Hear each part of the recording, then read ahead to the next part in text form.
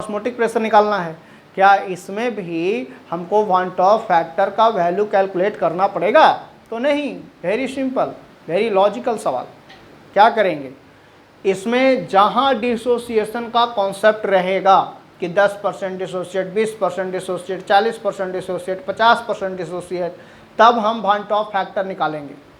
और अगर हमें उसमें डिसोसिएशन का कोई भी लैंग्वेज इस्तेमाल नहीं किया और कोई भी वर्ड इस्तेमाल नहीं किया, तो हम सिर्फ और सिर्फ फॉर्मूला अप्लाई करेंगे, पाई इक्वल टू ICRT। क्या अप्लाई करेंगे? Pi equal to ICRT। तो आप लिखेंगे क्या? Pi equal to CRT।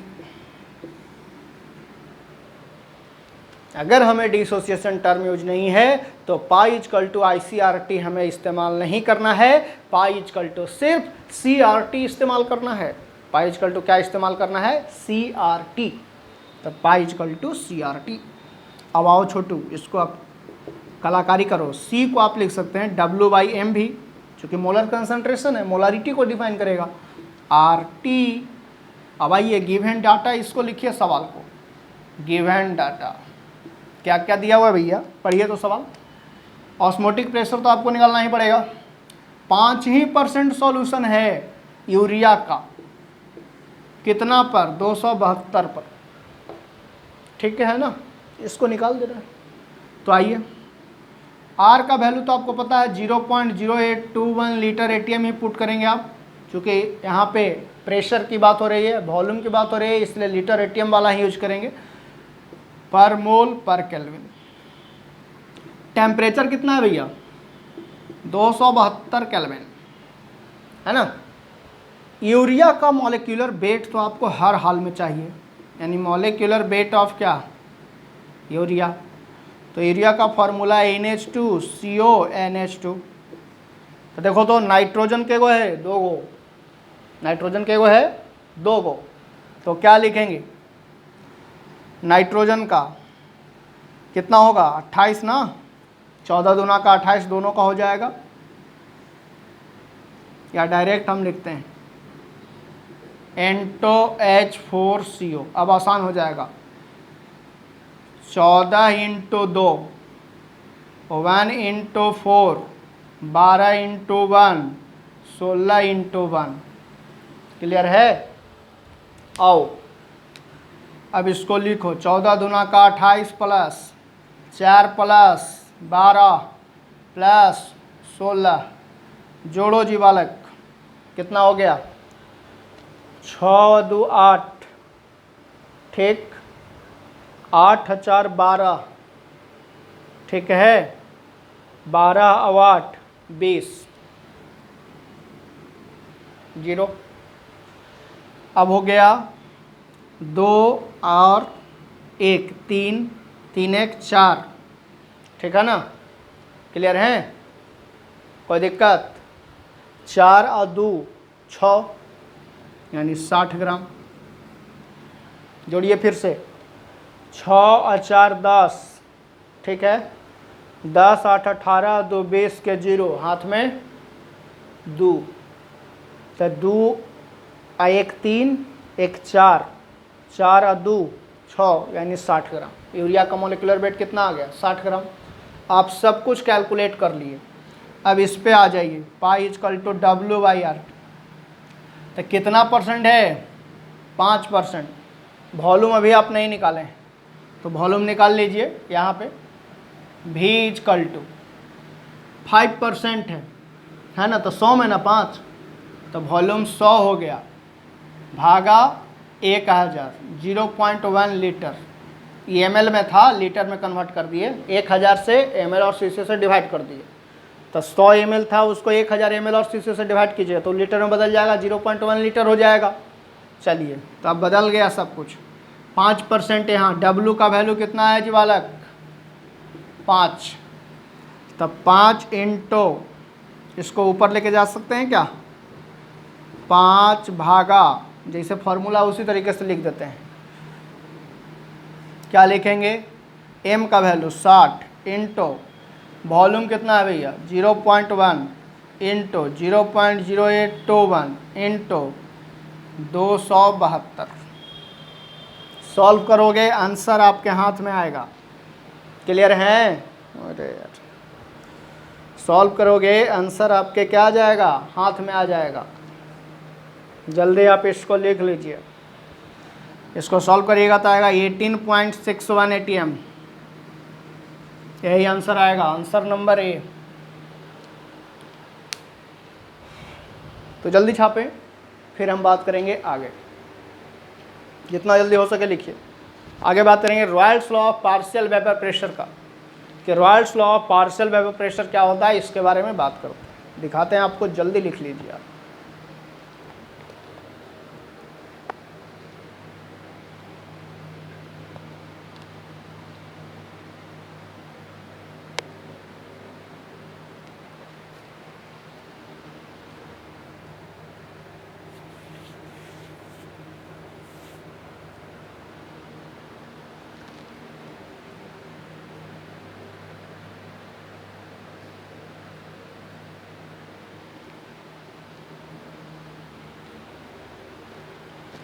चलिए, हो गया होगा।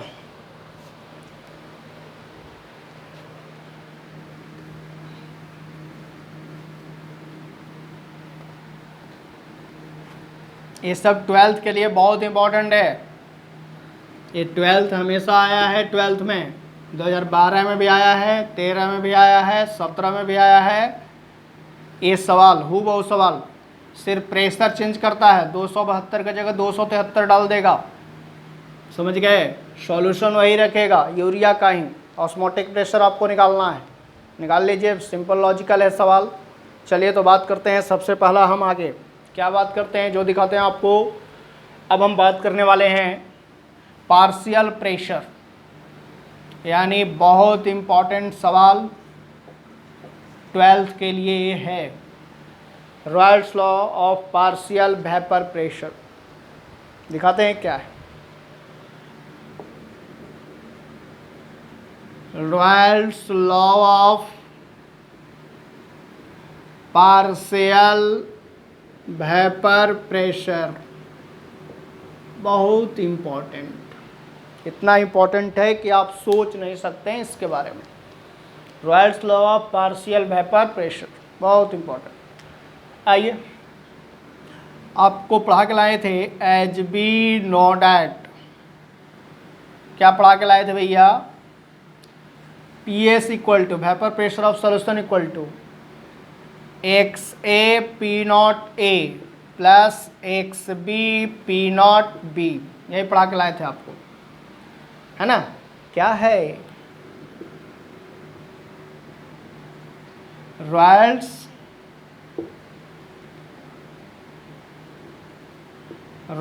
लॉ ऑफ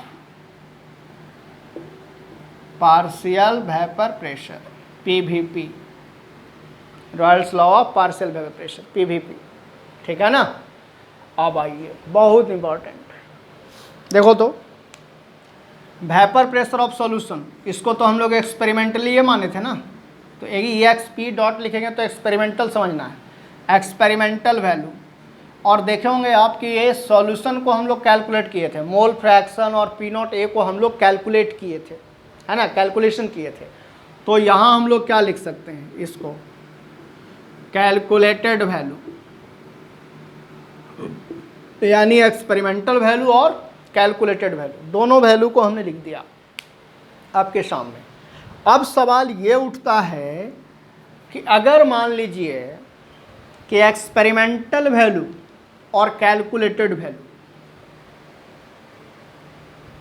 एक्सपेरिमेंटल वैल्यू और कैलकुलेटेड वैल्यू दोनों एक दूसरे के बराबर होगा, तब यह आइडियल सॉल्यूशन कहलाएगा। फिर से सुनिए, हमने कहा कि वेपर प्रेशर ऑफ सॉल्यूशन और मोल फ्रैक्शन और vapour pressure of pure liquid और सॉल्वेंट का सम एक दूसरे के बराबर होगा, तब ये सॉल्यूशन आइडियल सॉल्यूशन को फॉलो करेगा। और अगर इक्वल नहीं होगा, अनइक्वल होगा, तब वह रॉयल्स लॉ के अनुसार आइडियल सॉल्यूशन नहीं कहलाएगा। आइडियल सॉल्यूशन कहलाता क्या है, जो सुन लीजिए, डिफाइन आता है करने के लिए 12th में, CBSE और बिहार बोर्ड दोनों में। आइडियल सॉल्यूशन क्या कहलाता है?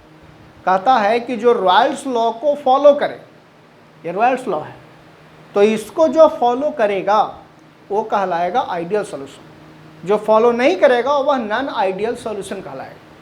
तो आइए बात करते हैं, आपके सामने दिखाते हैं आपको बहुत अच्छा चीज़। आइए, हमने एक लाइन लिखा क्या, जो देखिए, अगर PS का वैल्यू ग्रेटर देन होगा, है ना, वेपर प्रेशर ऑफ सॉल्यूशन आपका ग्रेटर होगा मोल फ्रैक्शन और प्योर लिक्विड के वेपर प्रेशर से, यानी XA P0A plus XB P0B से। ये तो कैलकुलेटेड वैल्यू है, कैलकुलेटेड वैल्यू, और ये कैसा है, एक्सपेरिमेंटल वैल्यू। यानी एक्सपेरिमेंटल वैल्यू कैलकुलेटेड वैल्यू से बड़ा होगा तो ये सॉल्यूशन कहलाएगा non ideal with positive deviation. याद रखिए, एक बार फिर से सुनिए मेरी बातों को, रॉयल्स लॉ को जो फॉलो करता है वो आइडियल सॉल्यूशन कहलाता है, जो रॉयल्स लॉ को फॉलो नहीं करेगा वो नॉन आइडियल सॉल्यूशन कहलाता है। यानी रॉयल्स लॉ क्या होता है कि PS equal to X A P0A plus X B P0B, ये रॉयल्स लॉ हो गया, इसको फॉलो करेगा तो सॉल्यूशन आइडियल होगा। क्लियर है? यहाँ हम लिख सकते हैं डेट इज आइडियल सॉल्यूशन। कैसा सॉल्यूशन लिख सकते हैं? आइडियल सॉल्यूशन लिख सकते हैं। क्लियर है? आगे आइए। तो अगर non ideal with positive deviation है तो PS greater than X A P0A plus X B P0B calculated value है, एक्सपेरिमेंटल वैल्यू। तो PS का वैल्यू अगर बड़ा होगा कैलकुलेटेड वैल्यू से तो समझना है कि ये solution non ideal with positive deviation कहलाएगा। ठीक है, तो आगे बढ़िए। अब आगे आइए, अगर आपका PS का वैल्यू यानी एक्सपेरिमेंटल वैल्यू बराबर होगा XA P0A plus XB P0B का, है ना, तो ये सॉल्यूशन आइडियल कहलाएगा। कैसा सॉल्यूशन कहलाएगा? Ideal solution. कैलकुलेटेड वैल्यू है, ठीक है ना, तो ये सॉल्यूशन कैसा हो गया? Ideal solution. और अगर आपका PS less than XA P0A plus XB P0B है, EXP वैल्यू छोटा होगा किससे? कैलकुलेटेड वैल्यू से, तो ये solution non ideal with negative deviation कहलाएगा। यानी अगर PS का value experimental value XA P0A plus XB P0B से छोटा होगा तो solution non ideal with negative deviation की ओर मूव करेगा। क्लियर है? आप इसको जल्दी छापिए, फिर हम बात करते हैं। जल्दी लिखिए।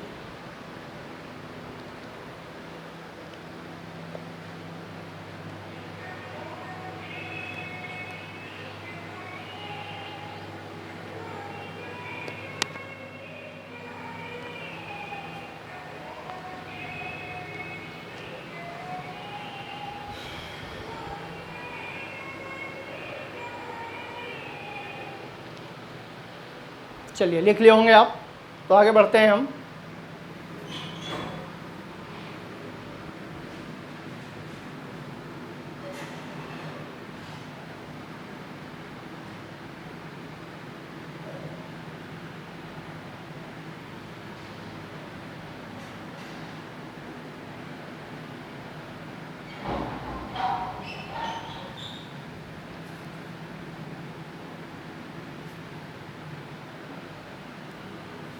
चलिए, तो बात करते हैं आगे दिखाते हैं आपको क्या है। अब हम तीनों में डिफरेंस दिखाते हैं, बहुत इंपॉर्टेंट।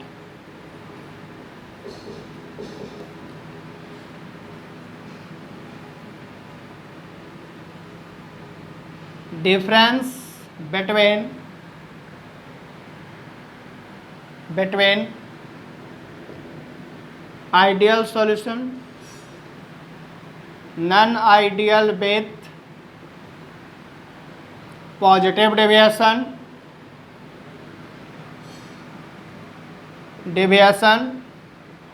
and non-ideal with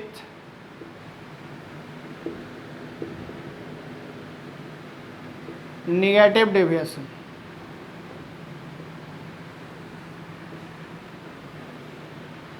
यही 3 डिफरेंस आपको हम दिखाने वाले में से हैं। तो आइए दिखाते हैं आपको। सबसे पहला, ये 3 डिफरेंस क्या है ना। तो ये तीनों डिफरेंस को हम आपको दिखाने वाले हैं। आइए बहुत अच्छे तरीके से। तो सबसे पहला हम लिखेंगे आइडियल सॉल्यूशन, फिर हम लिखेंगे non ideal with positive deviation, फिर लिखेंगे non ideal with negative deviation. यानी आपको याद होना चाहिए कि जो रॉयल्स लॉ को फॉलो करेगा वह आइडियल सॉल्यूशन कहलाएगा, जो रॉयल्स लॉ को फॉलो नहीं करेगा वह नॉन आइडियल सॉल्यूशन कहलाएगा। क्लियर है। तो अगर अब देखिए डिविएशन क्यों हुआ, क्योंकि एक्सपेरिमेंटल वैल्यू अगर बड़ा होगा तो पॉजिटिव डेविएशन, एक्सपेरिमेंटल वैल्यू अगर छोटा होगा, वेपर प्रेशर ऑफ सॉल्यूशन को एक्सपेरिमेंटल बोल रहे हैं हम, तब आपका non ideal with negative deviation होगा। तो अब इसको हम बात करते हैं। सबसे पहला बात आइए दिखाते हैं। पहला पॉइंट इसमें एफ डेल्टा भी इक्वल टू 0, डेल्टा भी क्या है 0 है ना। तो डेल्टा भी का मतलब क्या, डेल्टा भी equal to change in volume, यानी चेंज इन वॉल्यूम अगर 0 होगा तब ये सॉल्यूशन क्या होगा, आइडियल होगा, है ना। फिर कहता है कि एफ, पहला पॉइंट इसमें, इफ डेल्टा भी greater than 0 that is delta भी इक्वल टू पॉजिटिव। अगर चेंज इन वॉल्यूम 0 से बड़ा होगा तो डेल्टा भी का वैल्यू क्या हो जाएगा, निगेटिव हो जाएगा, तो non ideal with positive deviation होगा। क्लियर है। अब इसमें पहला पॉइंट कहता है कि इफ डेल्टा भी less than 0 that is delta भी इक्वल टू निगेटिव, यानी चेंज इन वॉल्यूम क्या हो जाएगा, निगेटिव हो जाएगा। तो निगेटिव हो जाएगा इसका मतलब non ideal with negative deviation को फॉलो करेगा। डेल्टा भी क्या है, चेंज इन वॉल्यूम है, आपके सामने लिखा है। तो कहता है इसमें पहला पॉइंट, दूसरा आप कहेगा आइडियल सॉल्यूशन में दूसरा पॉइंट कि फॉलो रॉयल्स लॉ, ये रॉयल्स लॉ को फॉलो करेगा आइडियल सॉल्यूशन। यहाँ दूसरा point, do not follow Raoult's law, यानी ये रॉयल्स लॉ को फॉलो नहीं करेगा। समझ गए। तो रॉयल्स लॉ को फॉलो करने का मतलब क्या, P S equal to X A P not A plus X B P not B. Clear है। बट ये फॉलो नहीं करेगा। P S equal to X A P not A plus X B P not B, इसको ये follow नहीं करेगा। देखिए लिख के काट दिए, यानी ये रॉयल्स लॉ को फॉलो नहीं करेगा, याद रखना है। फिर लिख सकते हैं यहाँ दूसरा पॉइंट कि do not follow Raoult's law, यानी P S not equal to X A P not A plus X B P not B, यानी ये भी रॉयल्स लॉ को फॉलो नहीं करेगा। क्लियर है। तो आगे बढ़िए। अब हम लोग बात करते हैं तीसरा पॉइंट का। कहता है कि if delta H equal to 0, यानी डेल्टा एच क्या है आपको पता है अच्छा से, चेंज इन हीट या आप इसी को लिख सकते हैं डेल्टा एच को चेंज इन एंथैल्पी, है ना, 0 के बराबर है यानी नहीं चेंज करेगा। तो क्या लिखेंगे, नो हीट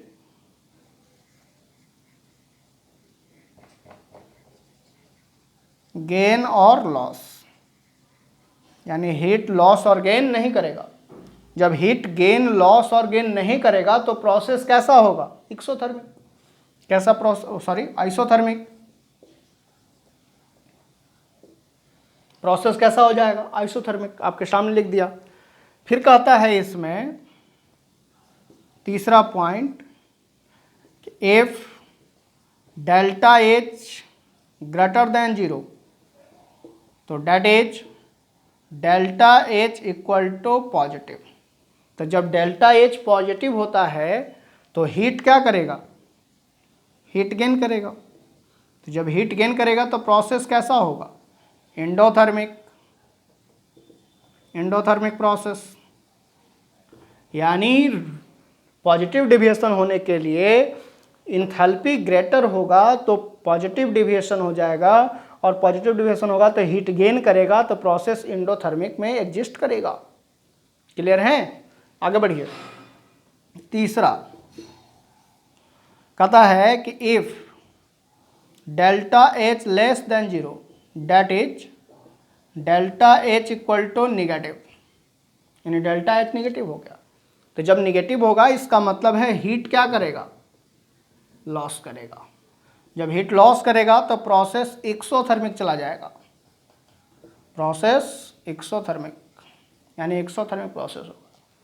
आपने देखा कि अगर हीट चेंज नहीं कर रहा है, डेल्टा एच चेंज नहीं कर रहा है, तो आपका प्रोसेस आइसोथर्मिक हो रहा है, हीट नो लॉस और गेन। इफ डेल्टा एच अगर बड़ा होगा 0 से तो हीट गेन करेगा, एंडोथर्मिक प्रोसेस होगा। यहाँ if delta H less than 0 होगा that is delta H equal to negative, तो हीट लॉस करेगा, प्रोसेस एक्सोथर्मिक होगा। क्लियर है, तो आप इसको जल्दी छापे जितना जल्दी हो सके, उसके बाद फिर हम बात करेंगे। जितना जल्दी छापिए।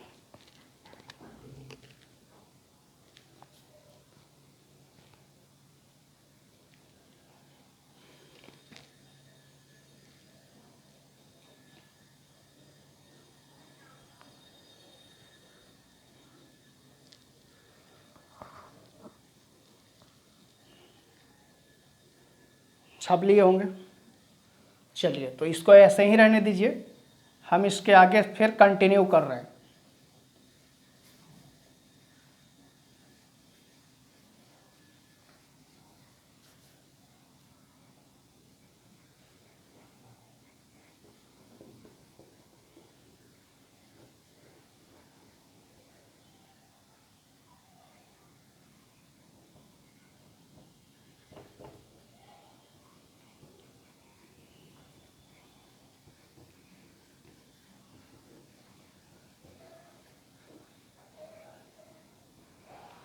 चलिए, तो आगे बात करते हैं हम लोग।